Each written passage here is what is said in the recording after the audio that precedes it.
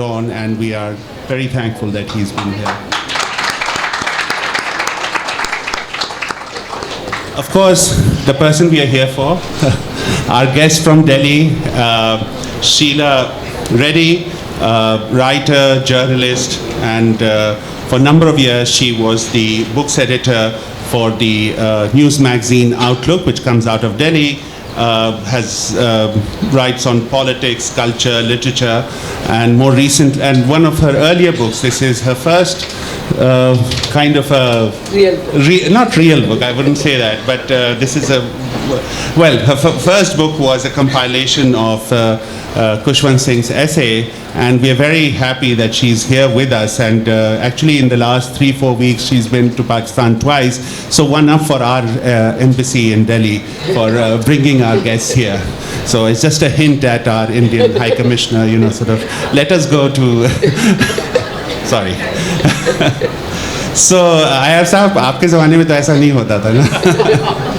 Anyway, I'll start with the governor, if you allow me, sir. You've read the book, and as all of you who have read the book or haven't, it's a amazing text and written in very reader-friendly prose, but yet sort of a labor of love, bringing in various strands and various kinds of archives to compile this narrative of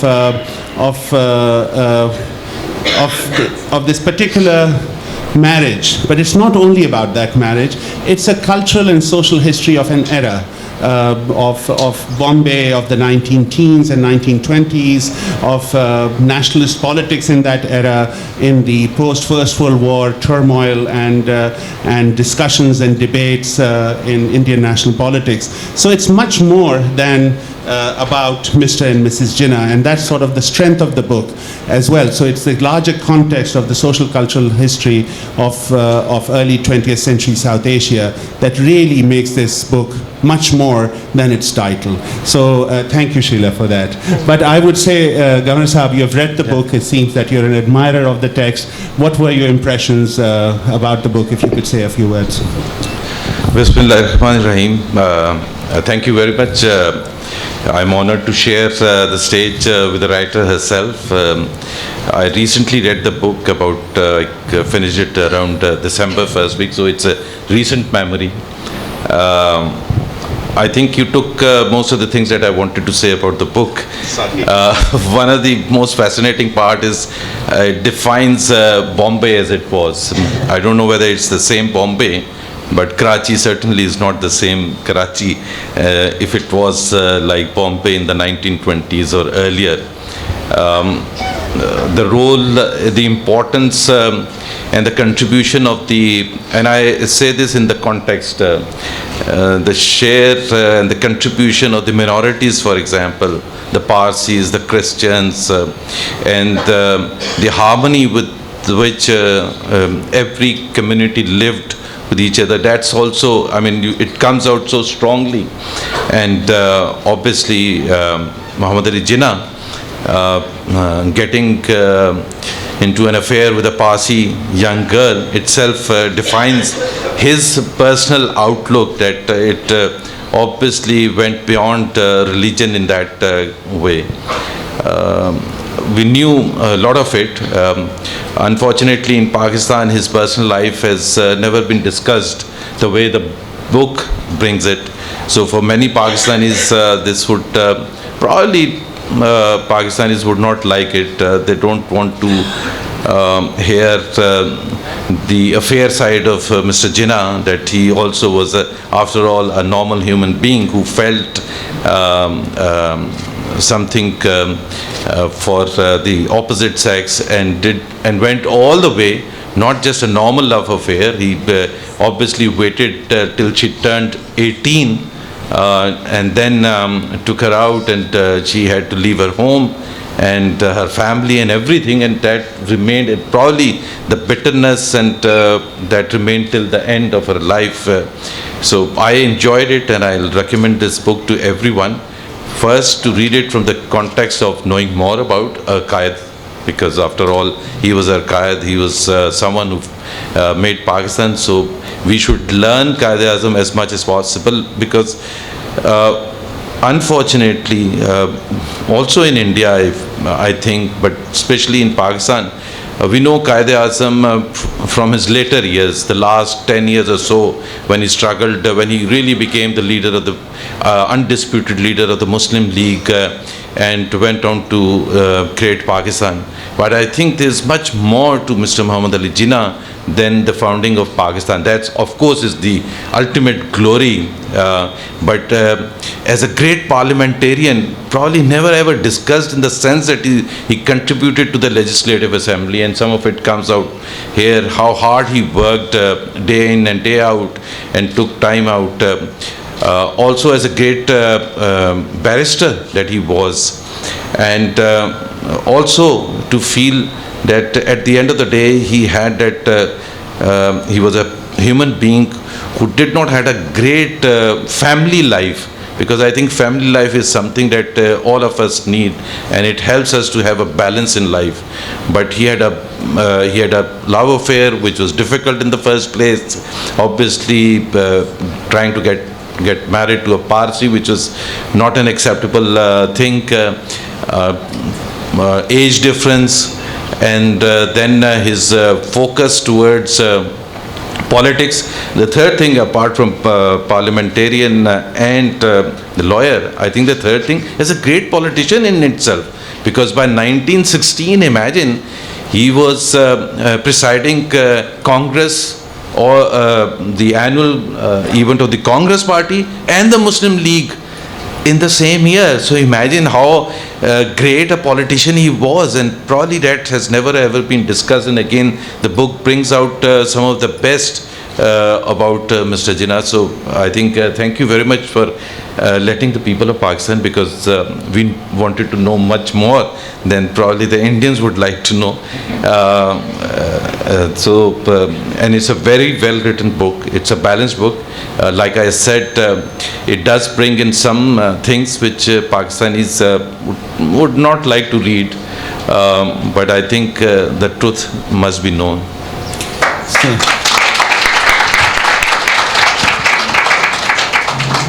Thank you, Governor Sahab. So, Aijazuddin Sahab, following on that, of course, we've discussed the book and we had some sort of smiles when we were discussing, but because precisely what the Governor was saying, that there is the life of Mr. Jinnah that has remained obscure to us in a sense, especially as he rose as a barrister in Bombay and the kind of society he sort of frequented, but also this intimate part of his life that we don't know about, and which Sheela has done a great service to us to sort of open it. So what were your impressions and what part of the book would you sort of start with? Well, the whole of it. All of it. First of all, Governor, it's a great honor for all of us, and for the Litfest, that you should be here, because you're the governor of the province, and in fact you're in the city in which he was born and in which he died. Yes. So there is a kind of sorry? Come to the front. Could you make it louder? Okay. Can you hear me now? As you wish. It'd be in my throat now. Can you hear me now? Brilliant. Thank you. Well, Governor, as I said, you represent the city, and governing the city in which Quaid-e-Azam was born, was studied in his early years, and then, of course, passed away. I remember his funeral clearly on the in 1948, September 1948. But first of all, I want to congratulate Sheela on two achievements. The first is that she has detached Muhammad Ali Jinnah, the man and the husband, from Quaid-e-Azam, the icon and the national billboard that we have constructed of him. When one remembers what happened to Jaswant Singh after he wrote his biography of Jinnah, and to L.K. Advani for his honest, but to many in the BJP, unacceptable remarks about Jinnah being a secularist, one has to congratulate Sheela for having survived.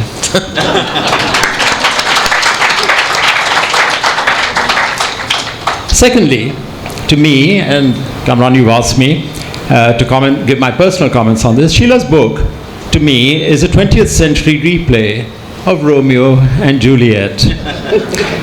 In this version, our immature Juliet also takes an overdose of poison, except that she dies. And in this version, our all too mature Romeo survives to establish Pakistan. It's also a story of a young socialite, and forgive me, Sheela, if I say this, a young socialite more in love with the idea of being in love than with love itself, and a man who at times could not stop being in love with himself. I'm now going to deal very quickly, and I don't want to spoil your fun as far as the book is concerned, but I'm going to deal very quickly with things which I believe are the elements of this book. The first is, I'm not going to deal with the courtship because that happened, it was at her insistence. But there were certain things of it which Sheela has brought out, which I think you all need to know. Reddy had never visited Jinnah's house in Malabar, never. She goes across, and it was only 100 or 200 yards away from his house, from the petite house from her, but she had never visited his house before marriage. She goes the day before her marriage and is converted to Islam. Neither of them could read the Quran. And then the next day, she leaves the petite establishment, which was a huge establishment, for Jinnah's with only an umbrella. But it was not enough to protect her from the wrath of her community and also from his. She goes to what she is described as a fun forsaken house. She has a honeymoon, and then they are ostracized by both communities. The Parsis refuse to let her be treated as a Parsi, and then they give her more or less the equivalent of a fatwa, where all the priests say that anybody who even has any contact with her, including her parents, will be ostracized. So the parents have to give up contact with her. And on the other side, the Urdu newspapers called her a gold digger. Now this is where the interesting thing comes in. Jinnah Saab, as the governor has just mentioned, distracted by political imperatives, misses her first birthday, after marriage, he misses their first anniversary. Hands up those of you who knowingly have missed their wife's first anniversary and survived. There, I thought so. All right. He always came home at 5:30 from the courts, and in her case, Reddy, as the governor has just mentioned, throughout the political campaigns, she supported him. She would give speeches, she would stand in public, she attended rallies for him. But gradually, his neglect led to a deterioration in their relationship. And then finally, after a number of false attempts, she tells him, interestingly, in a train, when they're traveling together, that she wants to leave him, and she moves out of the house.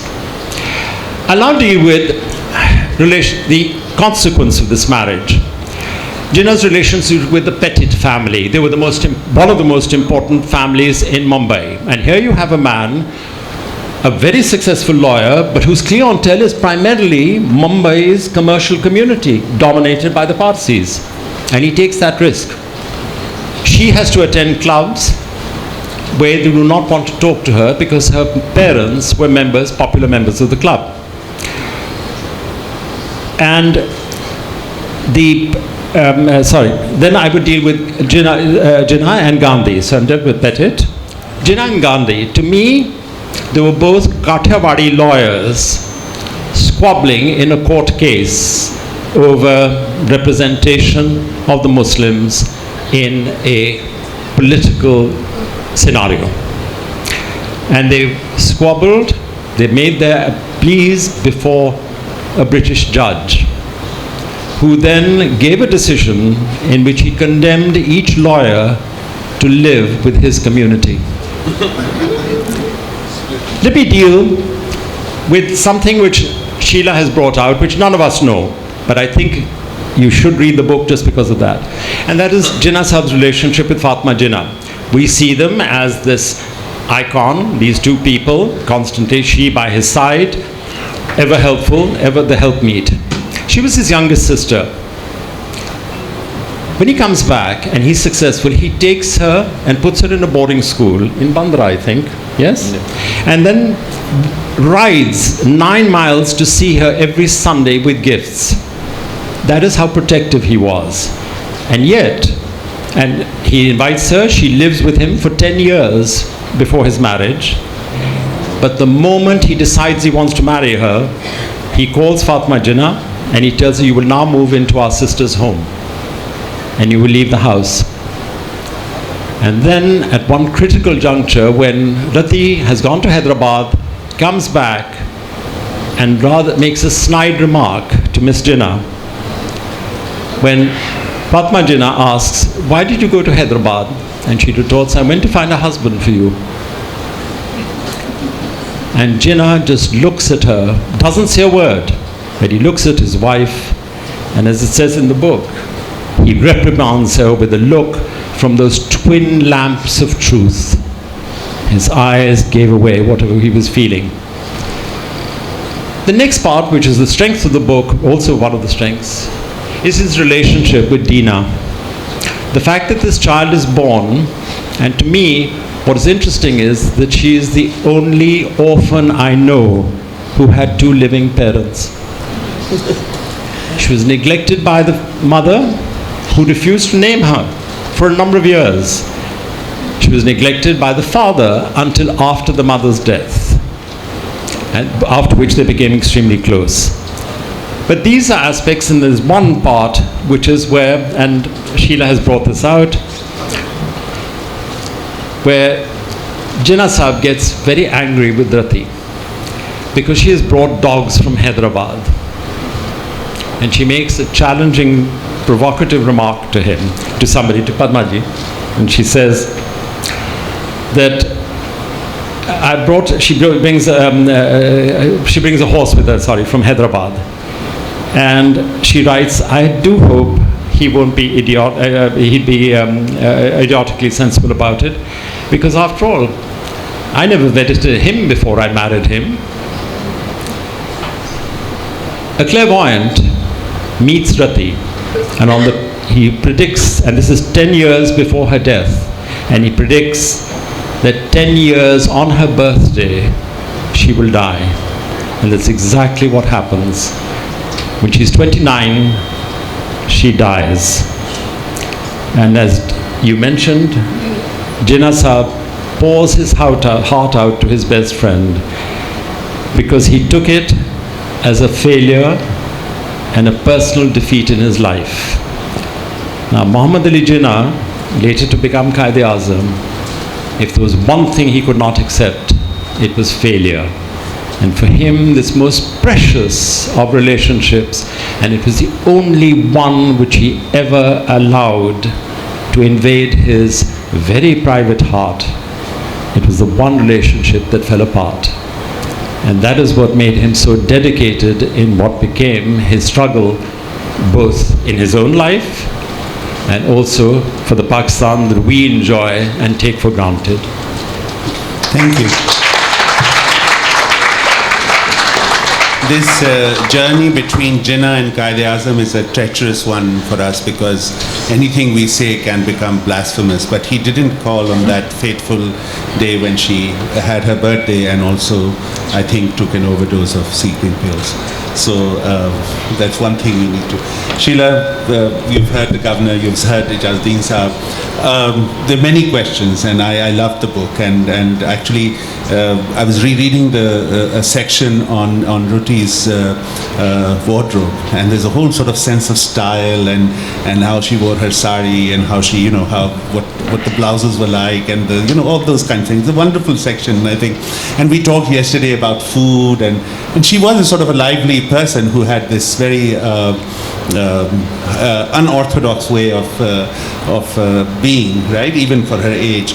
But that would be a longer conversation, and I think people should read it. These are just teasers, so your book gets sold, right? And say, we want that too.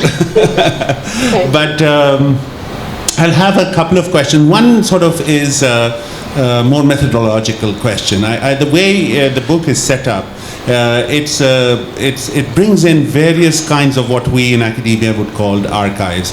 So there are these sort of correspondence with Sarojini Naidu and her daughters. There are the newspaper clippings. There are memoirs. There's oral history, and much more.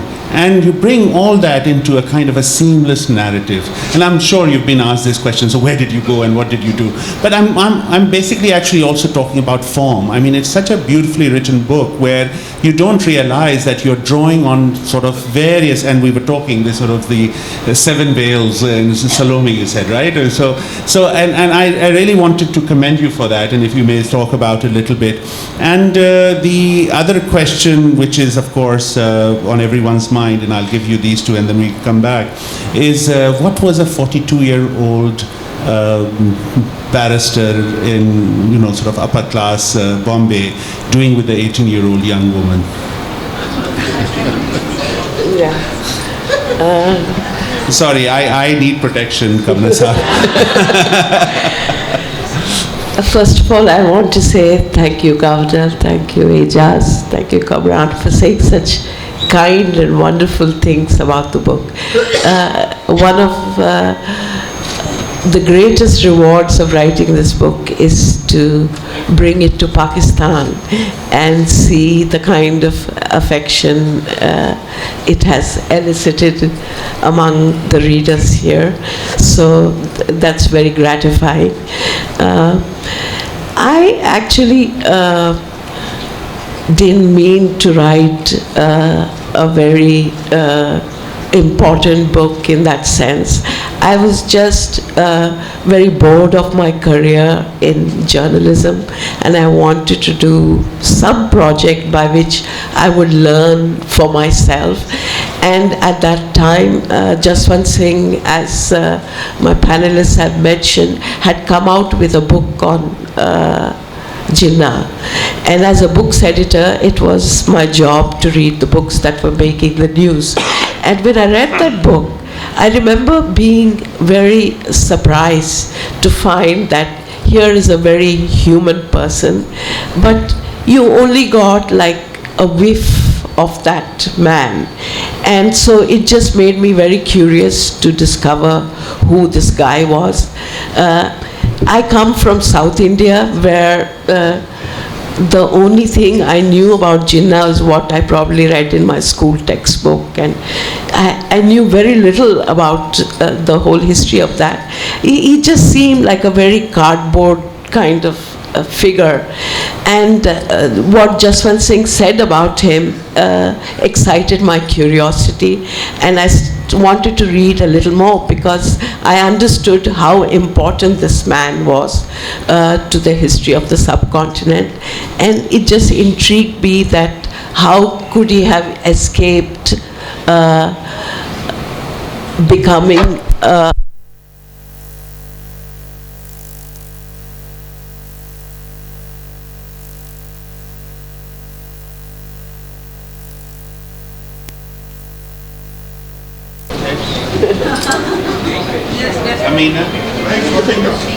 Is it? Okay. So as I was saying that my interest was just personal curiosity as well as a project for myself. I wanted to inform myself about the history of the freedom struggle of that time. And so basically I came to the project with a blank mind, with no baggage, because it was nothing to me. It was just one of the persons that I felt I wanted to know a little more about. It's then after that I started trying to find out more and more about him, and it became clear to me very early on that he eluded most of his biographers. There must be as many biographies written of Jinnah as there are of Gandhi, two very important people in the history of the subcontinent. But where Gandhi himself leads the attack on his personal life and talks about it so candidly, Jinnah somehow eludes being personal. And so as a woman, I guess, as a journalist, it became more of a challenge to try and find out who is this man and how has he managed to elude his biographers for so long after his death. Very few great men escape the gaze of biographers so long after they're dead. But it's almost like by the force of his personal will, he was still keeping people away from examining his personal life. And it reminded me of some incident I remember reading about his early life. During his lifetime, there was one biography written of him, and the biographer was very, very complimentary about him, but he got one fact wrong. And of course, Jinnah didn't bother to read the biography or help in it or in any way associate himself with it. But when a review of it came out in a newspaper, he wrote a letter to the editor saying this biographer got one fact wrong, and that fact was something about Sir Dinshaw Pettit giving him a dowry of 1.5 lakhs. In the future, he should not write about stuff that he doesn't know. So the biographer was apologetic and very abject in his apology, and he wrote a long letter to Jinnah saying that, I'm so sorry, I got this wrong. If there are any more mistakes, can you just tell me so I can correct it in the next edition? To which Jinnah turned around and wrote him a very short reply saying, why should I help you with your work? If you don't know anything about my personal life, don't write about it. That was his whole attitude to anyone writing about his personal life. If I had time, I would write my own autobiography. And if you don't know anything about me, don't write about me. So it seemed as if he did not have time till the end to write his autobiography. But my personal feeling was he was not a man given to much self-revelation, and even his most personal letters will be very brisk and businesslike, and make no concession to any kind of feelings. So it became something of an obsession for me to try and uncover this man, and I had to go to the most extraordinary of sources in order to find material.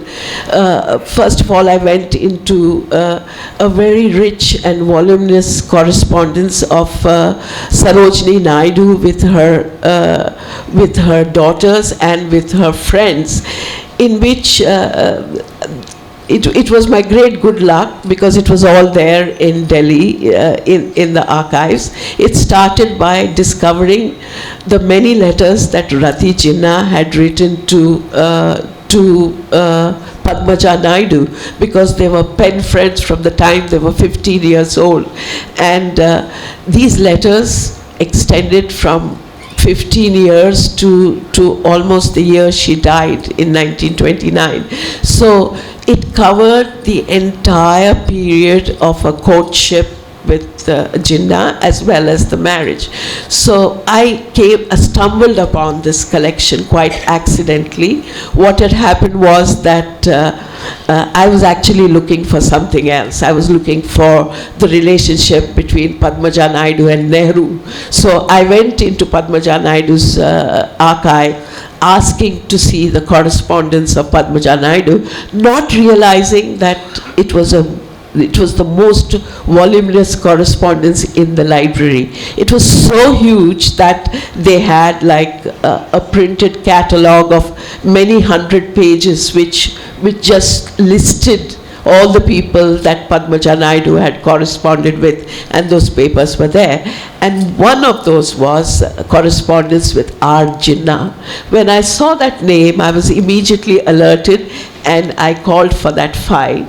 And to my amazement, there were about 100 pages of letters exchanged between the two friends. And the other amazing thing was that I was only the second person in the world to have looked at them. So I thought, what great good luck is this? I mean, like, I'm just handed my material, it just fell into my lap, and I thought I had hit great good luck. I didn't know at that time that just finding a bunch of letters doesn't make a book. It took me another 4.5 years of meticulously putting the story together to actually tell the story. Now, for the second question you're asking, what was it that attracted a dry, middle-aged lawyer to a society beauty, an heiress? She was a very rich heiress as well, and very fashionable. Her concerns were quite different. I think on his part, it was her very youth that might have attracted him. She was somebody who was a great romantic, and while she was overtly a romantic, I have a feeling that Jinnah's romantic side existed, but he had suppressed it very severely under his need to create, self-invent himself as quite another man, quite different from the personality he was born with. So you see a great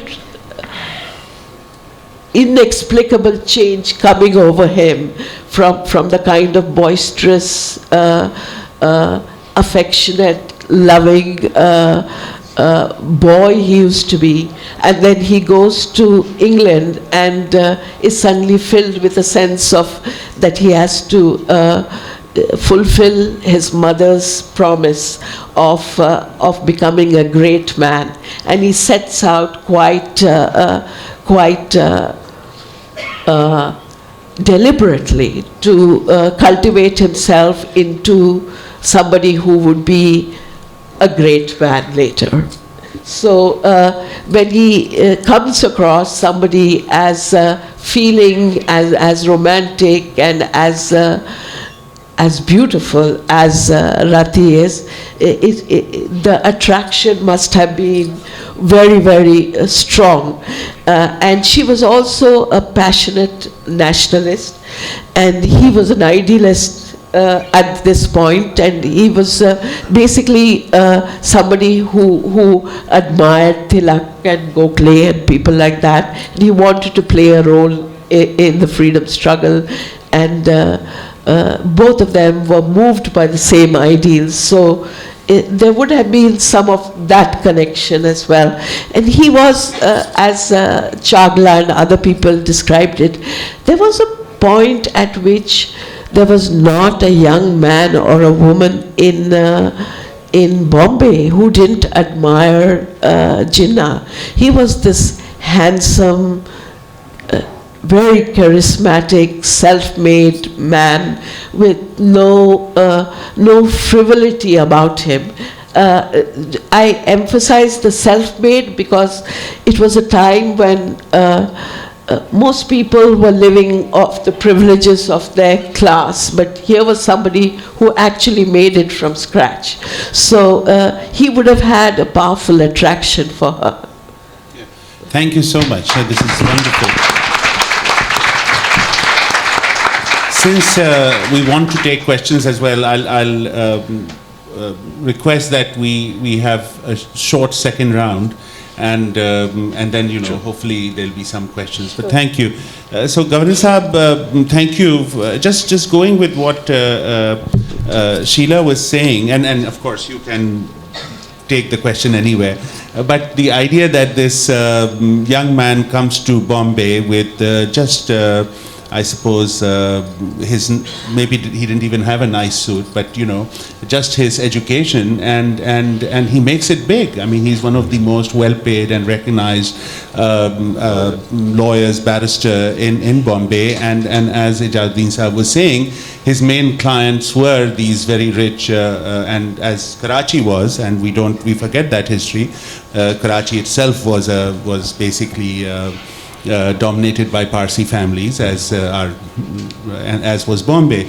So, but it really shows the determination in Jinnah's.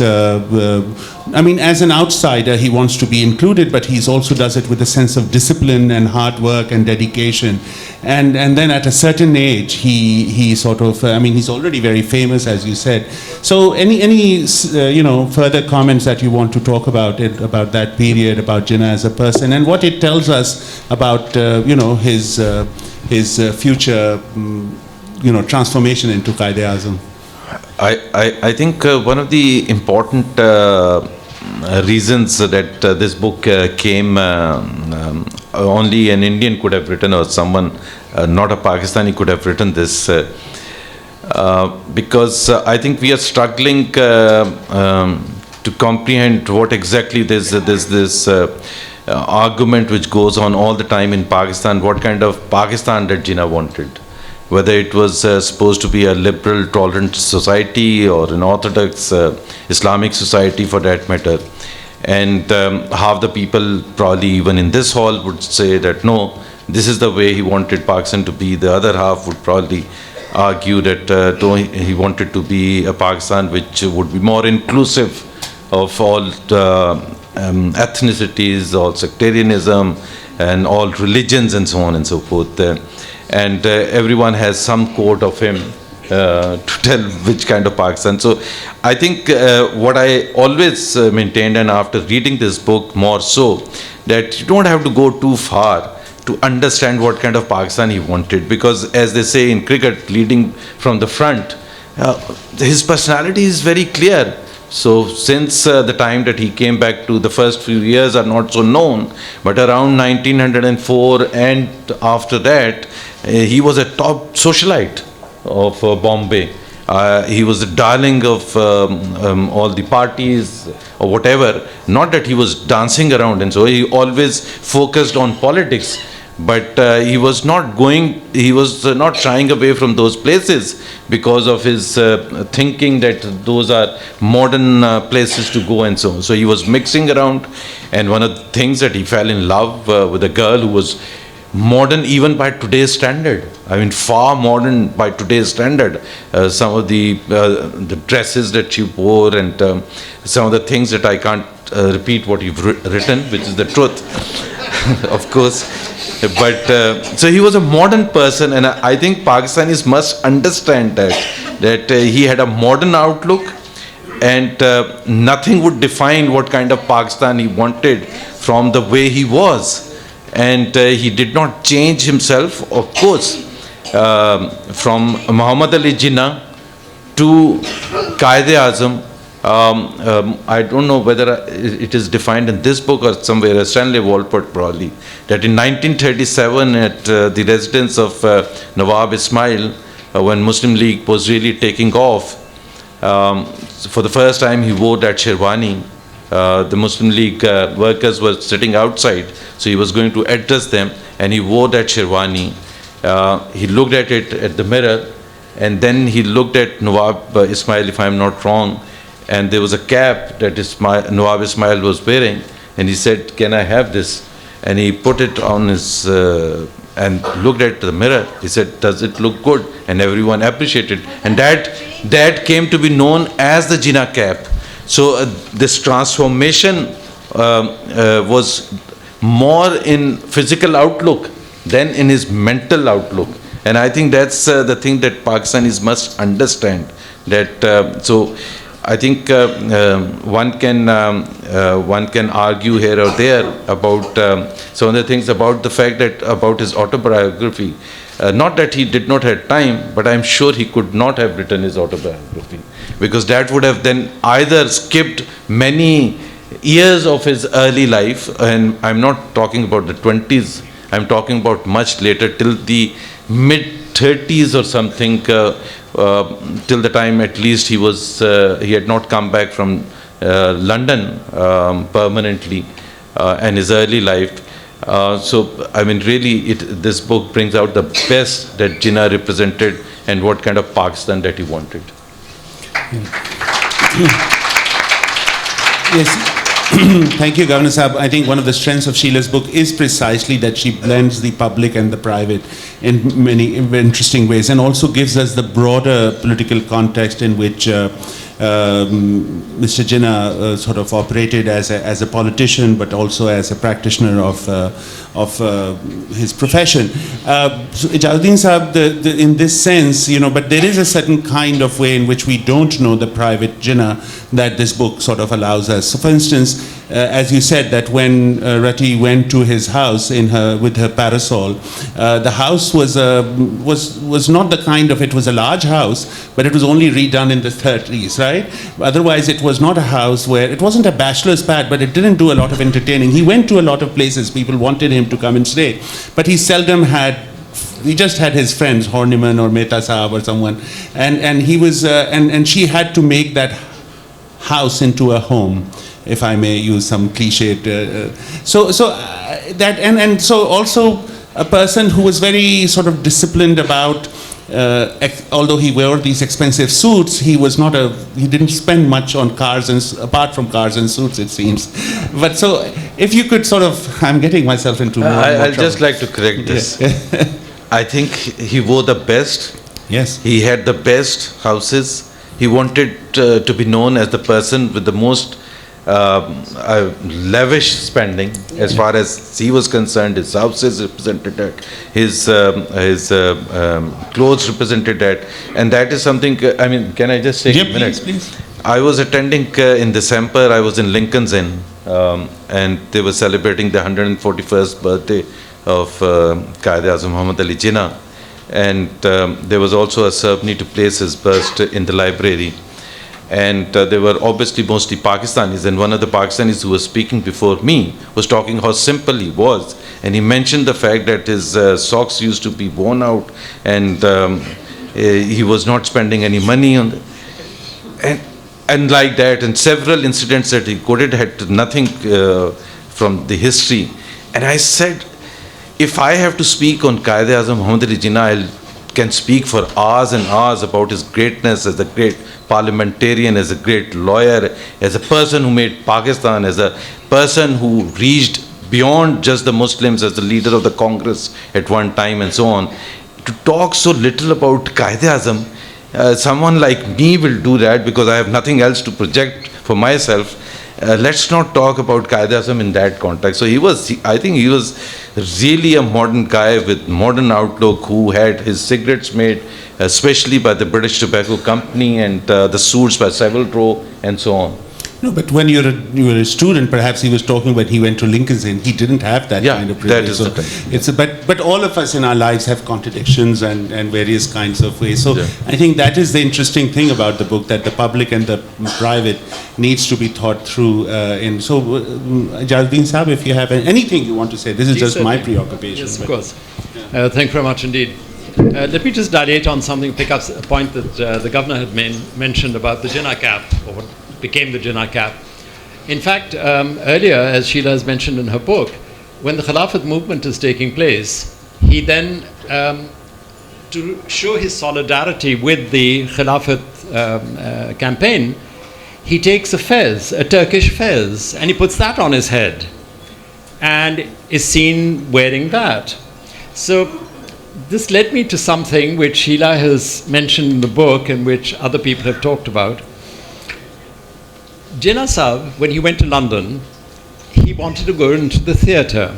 I don't mean he wanted to go as a performer. And he decided to be on the stage. Not professionally, but he wanted to do it. And then his father wrote to him. He wrote back to his father, and the father reprimanded him and said, that's not what I sent you for. you gave up the stage, as it were. But it led me to the idea that, and with due respect to the governor, that perhaps politicians are basically either actors or cricketers. Now, so there's an element of showmanship in most politicians where they have a persona. Yeah. And in Quaid-e-Azam's case, he, as Sheela has rightly pointed out, he was extremely possessive of his personal persona. He had this image that he cultivated and he protected it, not by law, but by sheer force of personality. But with your permission, Kamran, I'm going to quote something here, which I found in another, and this was a poem, William Morris poem, but it was used by Sarojini Naidu in her book, Muhammad Ali Jinnah, An Ambassador of Unity. And this was published in 1918, when he was still, as the governor has mentioned, the apostle of in Hindu-Muslim unity. Congress, Muslim League, he was the apostle long before Mahatma Gandhi came onto the scene. And Sarojini Naidu, quoting Morris's, and these words, I think, were prophetic as far as his personality was concerned. By thine own soul's law, learn to live. And if men thwart thee, take no heed. And if men hate thee, have no care. Sing thou thy song, and do thy deed. And hope thou thy hope, and pray your prayer. Now that is, for me, when I read that, what resonated in my mind was the speech he made on the 11th of August. Pray your prayer. It didn't matter whether it was a Muslim prayer, a Hindu prayer, a Parsi prayer, a Sikh prayer. For him, that is the country that he had foreseen. Pray your prayer. And that is, I think, to me, the essence of it. Thank you. Sheela, lots of people will have questions. I just have one last thing. You know, Jinnah, Quaid-e-Azam had, of course, with even till the late 20s, with the Nehru Act and all that, he was constantly trying to create a national movement in which all communities came together. But the Mahasbha was always, in some ways, not, and even sort of the mullahs sometimes, but the Mahasbha was always trying to question his representation of the Muslims. Now, you live in India, which has certain elements of those in power. Sorry, you don't have to get into trouble because of me. But you really saw what happened to Jaswant Singh, who served as a foreign minister, external affairs minister in a BJP government, right? So what is the reception of your book? I mean, how are people responding? I mean, I've seen some reviews which have been quite positive, although they have certain, like, what about Jinnah's letters? And, you know, there have been certain things that people have raised. But what is the general reception of your book in India? It's been surprisingly good. People have come up to me and said that it gave them a better understanding of Jinnah. It also, I think, as somebody who worked on the book, I can understand that I think we apportion the blame of whatever happened entirely on Jinnah's shoulders. And with this book, it was like, you know, he was one of the actors, but there are other people. And he sort of, everybody was an actor in that. So it's not, he's not so much the villain he was, I hope. That's the sense I get. We have you to thank for it. That's the sense I get, that I made a small drop into peace kind of thing. Thank you. So, thank you all. With your permission, Amina Sahaba, we'll have about 10 minutes, 15 minutes so that we can take a few questions. Please, we want the questions to be short. We don't need, we all know a certain version of Jinnah Saab's history, and you will get to know more when you read this book. And so just keep it short and direct it to the panelists that, yes, ma'am. Yeah, don't worry. Who has a question? Who wants the mic? वो पीछे का Please direct it to the person you want to.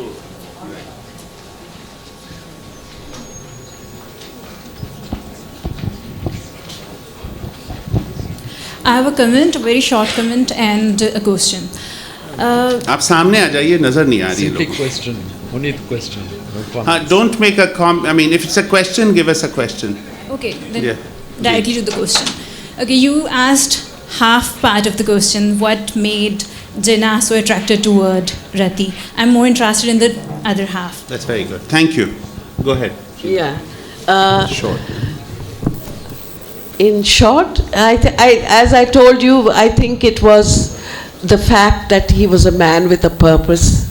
He was a man with an ideal. He was a successful politician. He was a very handsome man.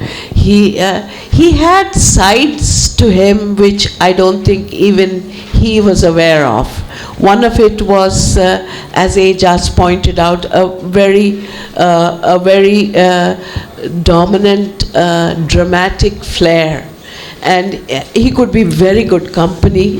He had a very dry sense of humor.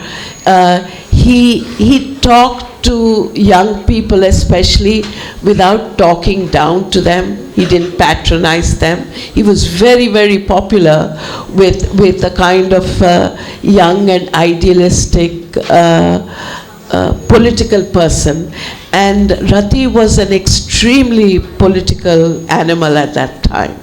So all these things, and also he was a man who who showed very little interest in women as a rule.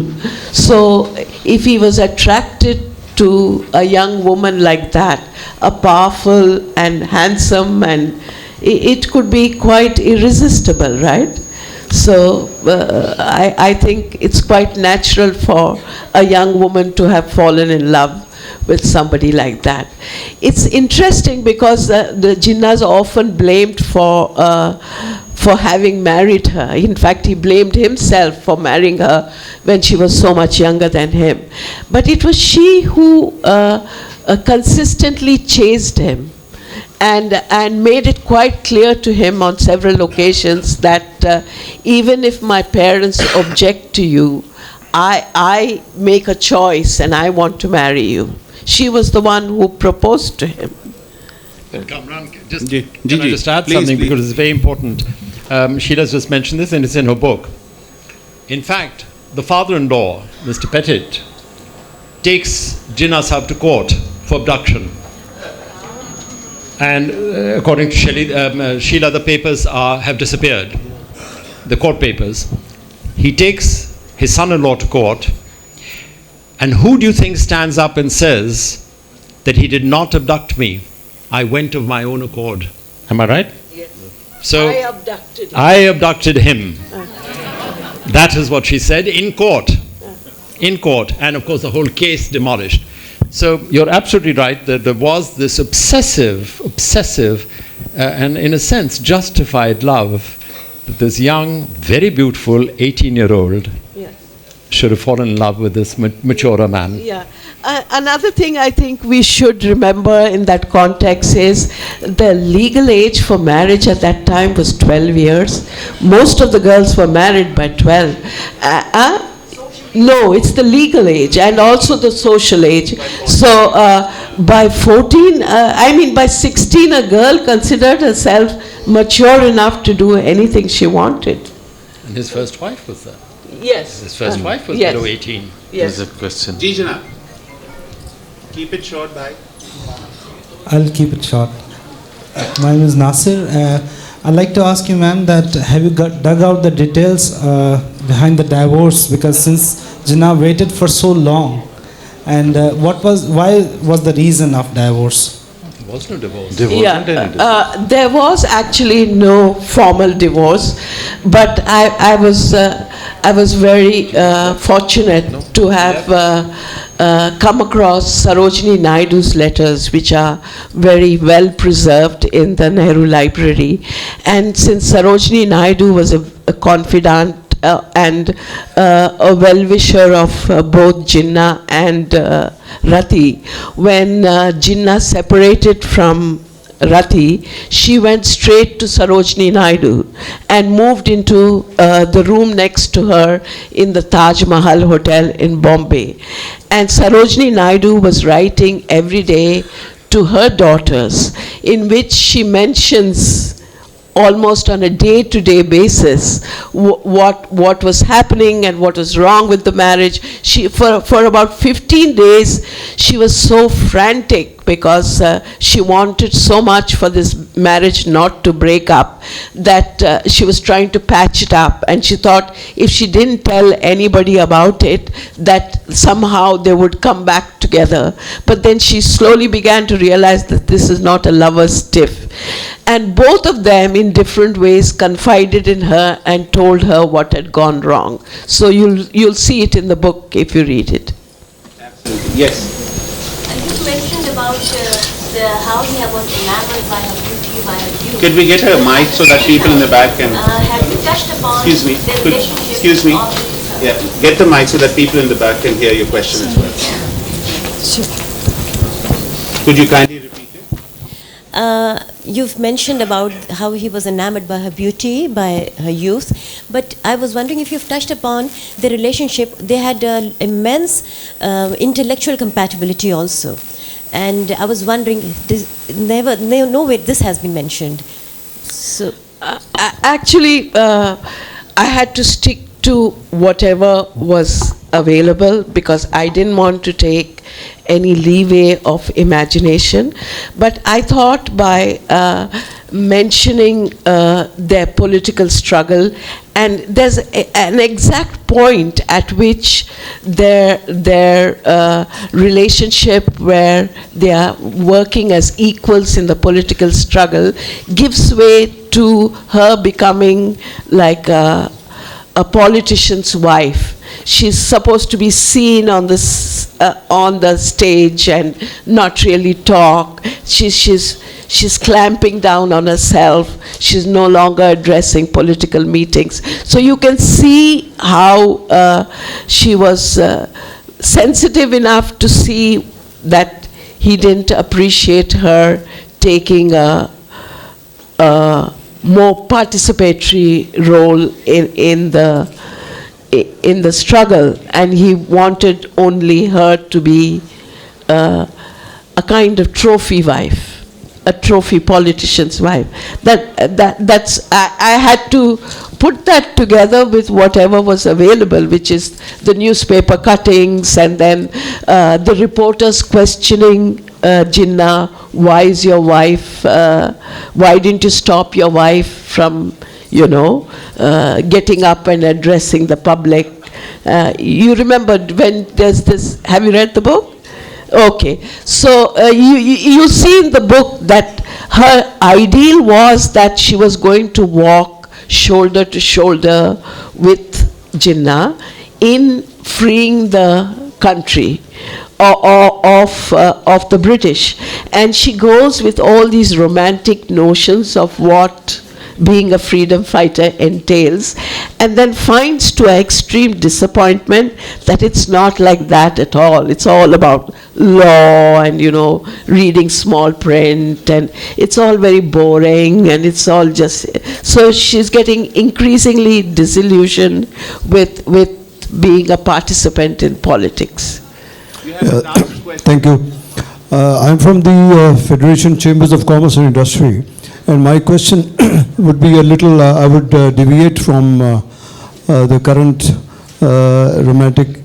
I would like to ask Governor Saab regarding Jinnah's foresight of Pakistan's economy, and where would Pakistan stand? I know this is a little out of context. Governor Saab. Only if you want to, because no.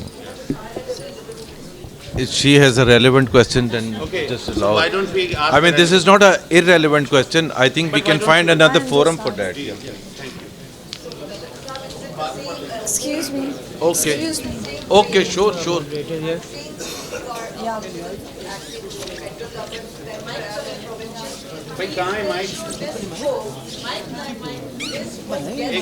Where's the Chandiya? Oh, how sweet. Excuse me.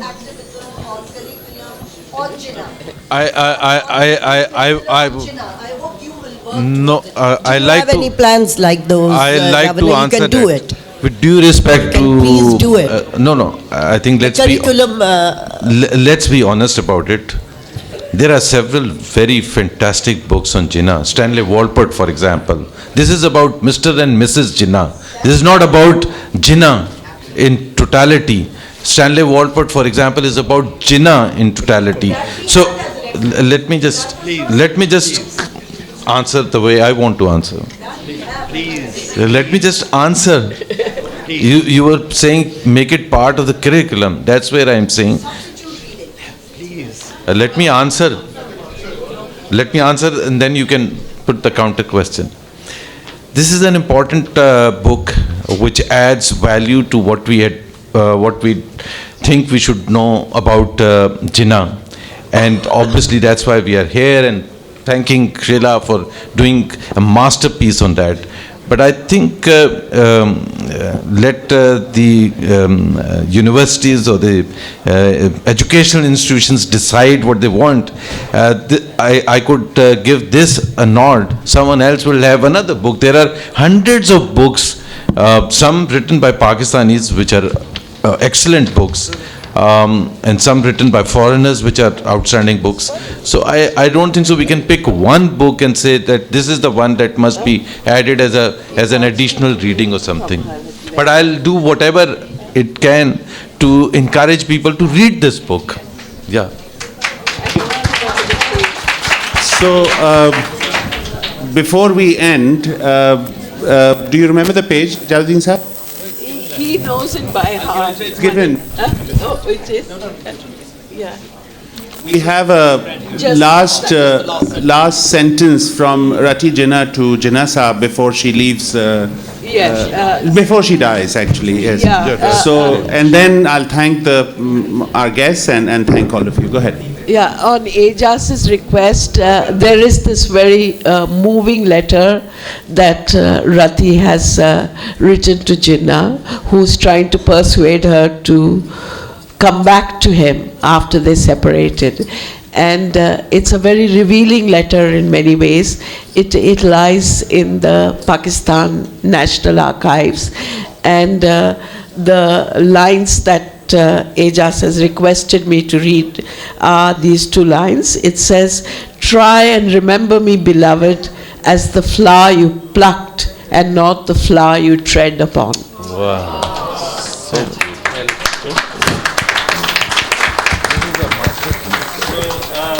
I just want to thank